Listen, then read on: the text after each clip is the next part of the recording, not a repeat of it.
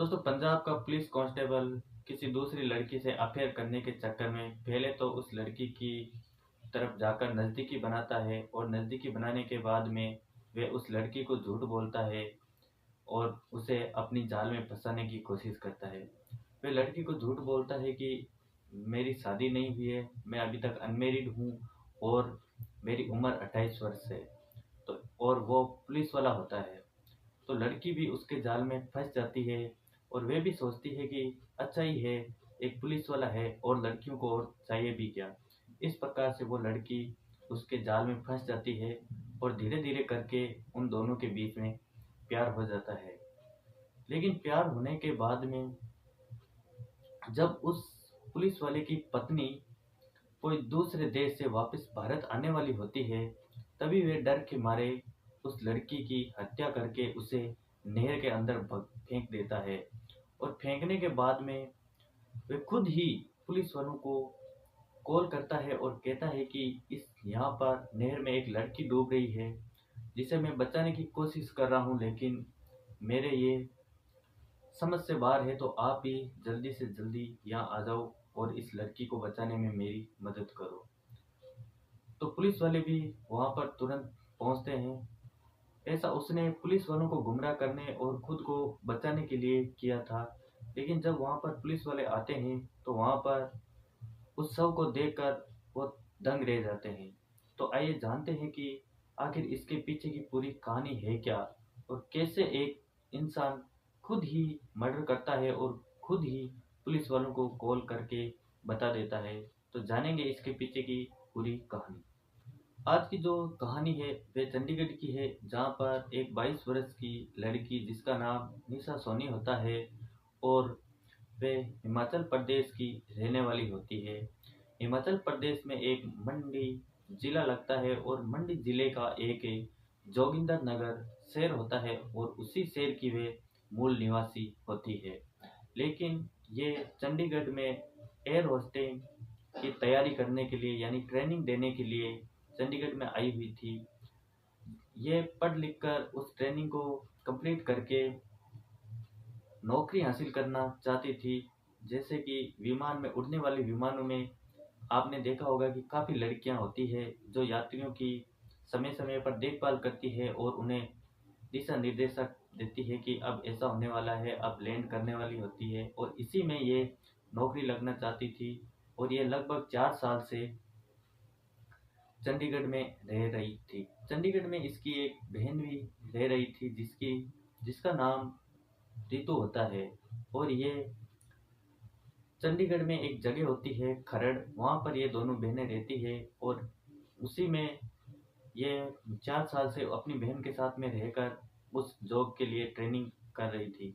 इसी बीच 5-6 महीने पहले निशा की मुलाकात एक युवराज सिंह नाम के लड़के से होती है, जो कि फतेहगढ़ साहिबा का रहने वाला होता है, जो कि मोहाली में पोस्टेड होता है। और इसी लड़के से निशा की मुलाकात होती है।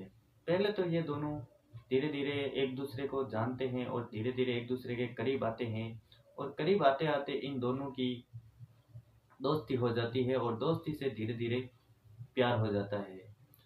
लेकिन जो युवराज सिंह होता है वह निशा को काफ़ी कुछ हदों तक झूठ बोल देता था, क्योंकि वह उसे अपने जाल में फंसाना चाहता था। इसलिए युवराज सिंह निशा को बताता है कि वह अभी अनमेरिड है और वह पुलिस वाला है और उसकी शादी अभी तक हुई नहीं है और उसकी उम्र लगभग 28 वर्ष है।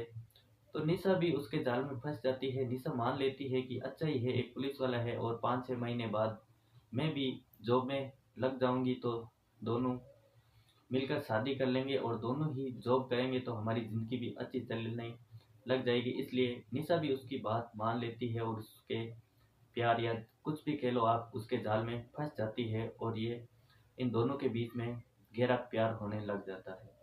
लेकिन युवराज ने तो झूठ बोलकर निशा को अपने जाल में फंसाया था, लेकिन उसकी रियल स्टोरी कुछ और है। क्योंकि युवराज सिंह की उम्र 33 वर्ष के आसपास होती है और ये शादीशुदा भी होता है और इसके एक बच्चा भी होता है और इसकी पत्नी ऑस्ट्रेलिया में रह रही होती है अपने बच्चे के साथ में 5-6 महीनों से। तो वह इधर इस निशा को अपने जाल में फंसा लेता है झूठ बोल के, लेकिन असली स्टोरी तो इसकी ये होती है। जैसे इन दोनों के बीच में प्यार हो जाता है तो इसके चलते कुछ ही दिनों बाद में जो युवराज सिंह की पत्नी होती है वो ऑस्ट्रेलिया से वापस भारत आने वाली होती है। जब ये बात युवराज सिंह को पता चलती है तो वे थोड़ा सा दुविधा में पड़ जाता है, सोच विचार करने लग जाता है कि अगर मेरी स्टोरी मेरी पत्नी को पता चल गई तो मेरे साथ में बहुत बुरा होगा, पता नहीं क्या क्या हो सकता है। और साथ ही अगर इधर इसको पता चलेगा तो ये दोनों भी आपस में झगड़ा करने लग जाएगी, इसलिए मुझे कुछ सोचना चाहिए। इस प्रकार से वे सोच विचार करके तुरंत ही निशा को कॉल लगाता है और निशा को बोलता है कि मुझे तुमसे अभी और इसी वक्त मिलना है। लेकिन निशा जो होती है वो इस वक्त यहाँ पे होती नहीं है, क्योंकि वो और उसकी बहन दोनों अपने पिताजी से मिलने के लिए अपने गांव जोगिंदर नगर चली जाती है, क्योंकि वो पिछले 2 दिनों से वहीं पे थी और वे वापस खरड़ आ रही थी और वे दोनों बहनें गाड़ी के अंदर रास्ते में चल रही होती है। लेकिन तभी जो युवराज सिंह होता है वो निशा को कॉल करता है और कहता है कि चाहे तुम कहीं पे भी हो मुझे अभी और इसी वक्त मिलो। तो निशा उसे समझाती है कि मैं अभी आपसे नहीं मिल सकती, क्योंकि मैं अभी गांव से खरड़ की तरफ आ रही हूँ और मैं अभी रास्ते में चल रही हूँ, मैं आपसे कुछ देर बाद में मिलूंगी। लेकिन युवराज जो होता है वो और निशा के बीच दोनों के बीच में बहुत ज़्यादा बहस हो जाती है और 1 डेढ़ घंटे तक वे फोन में ही बहस करते रहते हैं, लड़ाई झगड़ा करते रहते हैं और युवराज उसको काफ़ी बुरी बुरी गालियां भी देता है और दोनों काफ़ी देर तक झगड़ा करते रहते हैं। लेकिन उसके बाद में वो फ़ोन काट देता है और कुछ ही देर में लगभग 8 बजे के करीब वो खरड़ पहुंच जाते हैं। और जैसे ही 8 से 8:30 का समय होता है तो युवराज सिंह भी उनके मकान के नीचे आ जाता है 8:30 बजे के करीब और निशा को फिर से कॉल लगाता है कि मैं तुम्हारे घर के नीचे खड़ा हूँ, इसलिए तुम जल्दी से नीचे आ जाओ। तो निशा उसकी बात सुन के तुरंत नीचे देखती है तो सच में वो नीचे खड़ा दिखाई देता है। तो निशा अपनी बहन रितु को बताती है कि मैं युवराज से मिलने जा रही हूँ, इसलिए मुझे थोड़ा सा वक्त लगेगा। लेकिन जो रितु होती है वो निशा को मना भी करती है कि तुम उसके पास में अभी मत जाओ, क्योंकि उसका स्वभाव अभी ठीक नहीं है। लेकिन निशा उसकी बात को टाल देती है और कहती है कि तुम चिंता मत करो, मैं कुछ ही देर में वापस आ जाऊंगी। और ऐसा कहकर वो मकान से नीचे आ जाती है। तो दोनों कुछ देर तक तो वहीं खड़े रहकर थोड़ी सी बातें करते हैं और दोनों के बीच में झगड़ा होने लग जाता है। लेकिन झगड़े के साथ साथ युवराज निशा को जबरदस्ती से गाड़ी के अंदर बैठाता है और गाड़ी को रवाना कर लेता है। लेकिन ये सब कहानी ऊपर से रितु देख रही होती है। पुलिस वाला निशा को सीधे पटियाला भाखड़ा नहर की तरफ ले जाता है और उसी के पास में ले जाकर अपनी गाड़ी रोकता है और गाड़ी रोकने के बाद में निशा का मुंह दबा देता है और वे काफी देर तक उसका मुंह दबाते रहता है, जिसके चलते दम घुटने की वजह से निशा की तत्काल मौत हो जाती है। जब निशा कुछ भी मोमेंट नहीं करती है तो वो उसको छोड़ देता है और छोड़ने के बाद में उसको निर्वस्त्र करके उस नहर के अंदर डाल देता है, फेंक देता है। और फेंकने के कुछ ही देर बाद में वो ही स्वयं ही अपने साथियों को पंजाब कांस्टेबल स्टेशन में कॉल करता है कि भाखड़ा नहर में एक लड़की डूब रही है जिसे मैं बचाने की कोशिश कर रहा हूँ, लेकिन मेरे अकेले से ये नहीं हो पाएगा, इसलिए आप भी तुरंत यहाँ आ जाओ। तो पुलिस वाले भी वहाँ पर तुरंत पहुँचते हैं। लेकिन इधर जो निशा की बहन होती है वो अपनी बहन की चिंता में लगी हुई होती है कि अभी तक निशा घर क्यों नहीं लौटी, उसके साथ में क्या हुआ है क्या नहीं हुआ है। काफ़ी देर तक वो घर नहीं लौटती है और उसका कॉल फोन व्हाट्सएप मैसेज वगैरह कुछ भी नहीं लगता है। तो वे तुरंत ही इसकी सूचना पुलिस स्टेशन में देती है, रूपनगर थाना क्षेत्र में देती है, जिसका डीएसपी होता है राजपाल गिल। उसे ये पूरी कहानी बताती है कि मेरी बहन को युवराज सिंह, जो कि पुलिस वाला होता है, वो मेरी बहन को किडनैप करके जबरदस्ती करके गाड़ी में बैठा के उसको ले गया और वो अभी तक वापस घर नहीं आई है। लेकिन जब पुलिस वाले भी उस नहर के पास में पहुंचते हैं, क्योंकि वहां पर पुलिस वाले तुरंत ही पहुंच जाते हैं, क्योंकि कॉल करने वाला उनका ही साथी होता है, तो वे सोचते हैं कि जरूर कुछ न कुछ तो गड़बड़ है और वो एक लड़की डूब रही है, तो हमें उसकी मदद करनी चाहिए। और जिस बंदे ने कॉल किया है वो भी तो एक पुलिस वाला है, तो वहां पर तुरंत पुलिस भी पहुंच जाती है।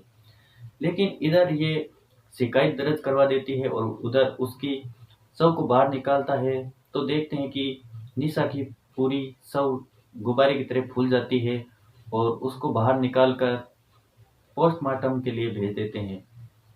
लेकिन पुलिस वालों को समझ नहीं आ रहा था कि आखिर ये आत्महत्या है या कोई मर्डर केस।